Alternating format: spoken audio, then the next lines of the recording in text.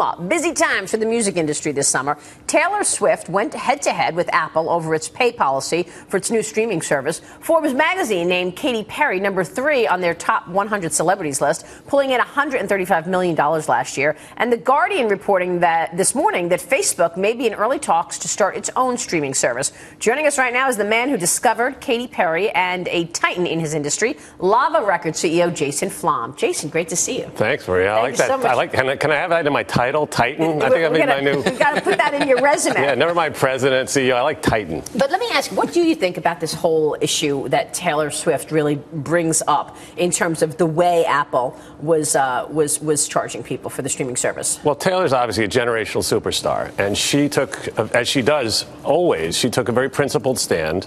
I think she was standing up for people who are not, as she said in her statement, she was standing up for those who are not as successful, not as wealthy as she is, some of the struggling artists. And Apple, I think, made the right decision. And in the end, everybody wins. You know, look, Maria, it comes down to one thing.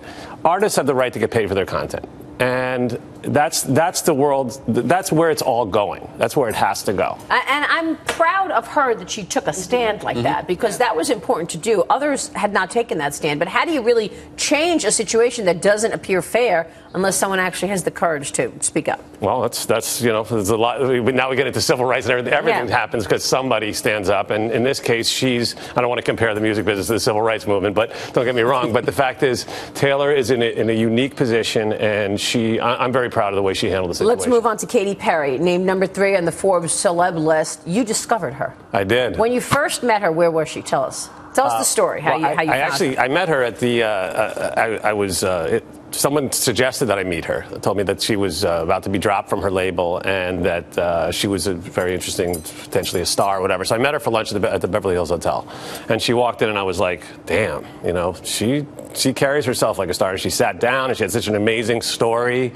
And just some people, I have that instinct, like I can sort of read a star, and she just reads star to me. And then she sent me her music. I loved it. I went back and played it for a bunch of my executives, and they were like, no, please, no, don't do this. Like, we're doing good. Don't saddle us with this. And I won't say the word. So for a minute, I actually took a step back, and I was like, maybe I'm dumb. But then luckily, a month later, I was listening on headphones, and I was like, oh my God, I hope I didn't blow this. And I called her, and she was working at a place called Taxi, Maria, which was a demo listening service.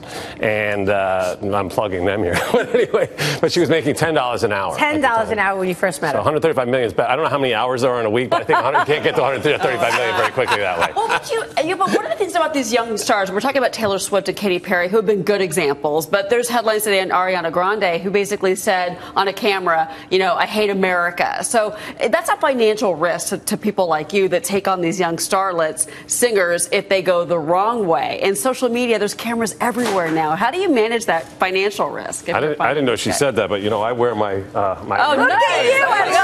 That's a nice jacket. Look at this jacket. I'm a big fan of... You are a patriot. Yeah, now, you know, full disclosure, I'm also a liberal Democrat. But that being said, full disclosure, I'm Canadian, but I had to take a shot before I came in here, to be honest with you. But you know, and you're loving Fox. I love it. And you're loving it, aren't you? I'm probably gonna lose a bunch of Instagram followers when they find out I was here. But anyway, and it's Jason Flom, by the way. Anyway, so look, America is. I didn't know about the Ariana Grande thing. I don't want to comment on it, but you know, it's an interesting thing about the music industry because so much of the most important music is created in America, and it's actually a very valuable export, and that's something that's not really talked about. And I think it's an important thing to focus on because I don't know the exact percentage, but it's probably somewhere around 50% of music is, you know, of the most popular music in the world is created here. It's funny that you say that because we're talking about China all day because they're really central planners and basically saying you can't sell stocks. You know, you could get arrested if you sell stocks. What about China as it relates to the music industry? I mean, are they still stealing our stuff? China is an enigmatic situation for sure. I don't think anyone's ever been able to. It hasn't been able to be properly monetized, the music industry in China as of yet. There are artists that go there and do live shows and make a lot of money, but I don't think that there's any. I think there's a big opportunity eventually once we are able to figure out the right way for the Chinese to monetize music in China and to buy it and pay for it. But that's what we like. Just buy it. That's and called pay for it. monetizing. Right? It used to be great. Do you remember? Well, you'll remember. I mean, it used to be so wonderful when you would hear a song on the radio and you'd go, "Oh, I like that. I think I'll buy it." Then you go to a record store. Yeah. Right. I mean, like, last I checked, groceries aren't free, right? What's free? It's really, you know what's free? Water. But everybody buys it. The whole Not stuff Tom is upside. Selleck. I don't get it. Not Tom Selleck. Right? Tom Selleck didn't buy it. Tom Selleck You didn't heard buy that it? story? No, tell me. Oh, God. We've been reporting Tom Selleck is being investigated because he stole water. So it's funny that you brought that up. I thought you knew that. Stole water from what? In California, there's a drought, and there's really restrictions right. on how much water you can buy. Yeah, that's a whole different story. Jason Flom, good to have you on the show today. Maria, thanks. Thank you so much. It's a pleasure.